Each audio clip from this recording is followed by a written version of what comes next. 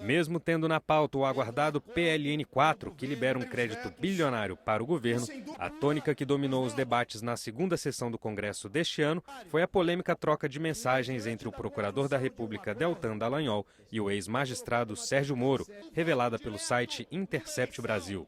O juiz não foi juiz, o juiz foi ator político partidário durante o processo que encaminhou este golpe e que determinou os acontecimentos que ocorreram na eleição que levou Bolsonaro à presidência. Quinto, o conteúdo dos diálogos não foi negado por Sérgio Moro e por Deltan Dallagnol.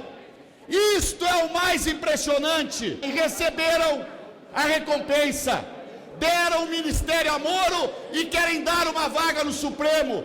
Mas eu digo desta tribuna, Moro não pode continuar sendo ministro da Justiça do nosso país. O que tem me deixado intrigado em relação a essa questão toda é a relação que o jornalista e as pessoas que são responsáveis por esse vazamento têm com a esquerda.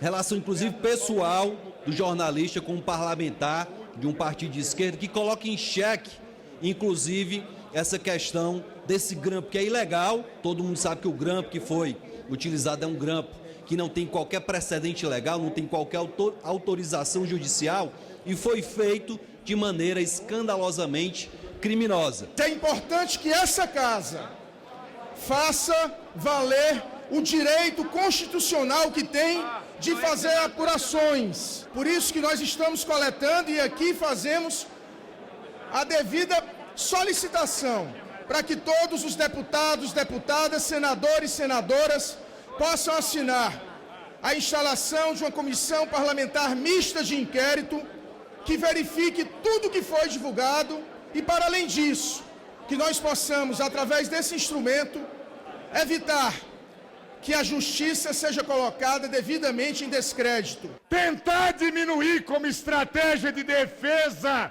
de criminosos a imagem de Sérgio Moro, dos procuradores, juiz, promotor, são gente de carne e osso, trabalham juntos, se tornam amigos, estavam falando sim em comunicações privadas. Deve-se buscar o esclarecimento da quebra de sigilo criminosa. Isso nós precisamos sim. Então não tem a menor preocupação. Nós não temos preocupação com CPI, com convocação do Sérgio Moro. Nem precisou de convocação. O líder do governo no Senado informou sobre a disponibilidade de Sérgio Moro em prestar esclarecimentos num comunicado que foi lido pelo presidente do Senado, Davi Alcolumbre. Fui informado pelo ministro da Justiça e Segurança Pública, Dr. Sérgio Moro, de sua disponibilidade para prestar os esclarecimentos à Comissão de Constituição e Justiça do Senado Federal sobre notícias amplamente veiculadas na imprensa relacionadas à Operação Lava Jato. A ida do ministro Moro ao Senado ficou marcada para o próximo dia 19 pela manhã.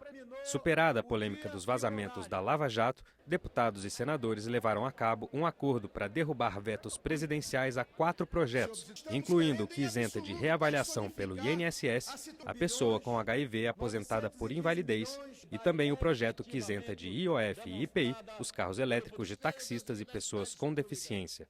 Foi mantido o veto ao dispositivo que determinava ao governo a adoção de protocolo específico no atendimento a resoluções sobre terrorismo do Conselho de Segurança da ONU. Com a pauta do Congresso limpa depois da análise de vetos, deputados e senadores puderam finalmente analisar o PLN 4, que autoriza o governo a quebrar a chamada regra de ouro, aumentando o endividamento em 248 bilhões de reais para pagar despesas como Bolsa Família, o BPC e o Plano Safra. O PLN 4 foi aprovado por unanimidade tanto na Câmara quanto no Senado, com o aval de 450 deputados e 61 senadores. Esse placar reflete o acordo firmado entre governo e oposição, como explica o relator da matéria, deputado Hildo Rocha, do MDB do Maranhão. O governo, dentro desse acordo, vai liberar o orçamento de R$1 bilhão para o programa Minha Casa Minha Vida, 550 milhões para a transposição do São Francisco, além de recursos que estão seguros pelo contingenciamento, que é normal, que é natural e que está previsto na Lei de Responsabilidade Fiscal, e que será liberado R$ 1 bilhão para pagamento das despesas de custeio das universidades federais e dos institutos federais.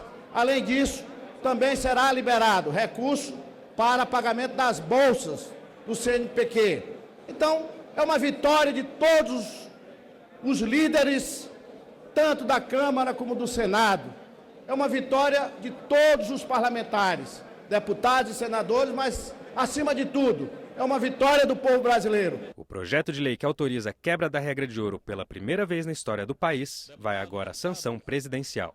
Deputados e senadores abriram a reunião para votar o relatório favorável ao projeto de lei que autoriza o governo a vender títulos da dívida pública no valor de até 248 bilhões de reais. Só que esse dinheiro é para cobrir gastos correntes da administração federal e o executivo não pode se endividar para pagar despesas cotidianas pela chamada regra de ouro, a não ser que seja autorizado por meio de lei aprovada pelo Congresso Nacional. E esse é o objetivo do chamado PLN 4, analisado pela Comissão Mista de Orçamento. O governo precisa dessa autorização legal do Congresso Nacional para ele poder fazer face a essas despesas, que inclui a aposentadoria e pensões do INSS, o Bolsa Família, os benefícios de prestação continuada daquelas pessoas que têm deficiências físicas ou mentais, os velhinhos que têm acima de 65 anos, que são pobres, que não têm dinheiro para sobreviver, e também o Plano Safra. A oposição não era contra dar essa autorização ao governo, mas para não obstruir os trabalhos, incluiu a exigência de desbloqueio de dinheiro para outras áreas do orçamento. As universidades e os institutos federais de educação tecnológica tinham um risco de parar agora a partir de julho. Como também o programa Minha Casa Minha Vida estava parado, com empresas, inclusive, que estavam construindo essas obras com risco de falência, por falta de pagamento. O governo também contingenciou recursos para a ciência e tecnologia, para bolsas de estudo. As pesquisas importantes do Brasil estavam ameaçadas de paralisação. A reunião foi suspensa para que a líder do governo no Congresso e o relator do projeto fossem discutir as exigências da oposição com a equipe econômica do governo, com a promessa do executivo de liberar esse dinheiro, fazendo remanejamentos de outras áreas da administração e desbloqueando recursos em outras áreas. O projeto foi aprovado na Comissão de Orçamento. 1 bilhão para Minha Casa Minha Vida. Vai ser liberado para a transposição do São Francisco também através de remanejamento, 550 milhões de reais. Assim como também vai ser liberado 1 bilhão de reais para a educação, descontingenciado, 1 bilhão para a educação, que é para o custeio das universidades. Assim como também 330 milhões de reais para as bolsas do Ministério da Ciência e Tecnologia. É remanejamento, né? O orçamento é um só, então se você vai gastar um pouquinho mais ali, você tem que remanejar de um lado ou do outro. Então, a gente está fazendo as contas. Poderia ser por um outro PLN, mas portaria, creio que seja o jeito mais simples, e até eu conversei com alguns técnicos do Ministério da Economia em relação a isso, é o que a gente deve construir aí nesse encaminhamento.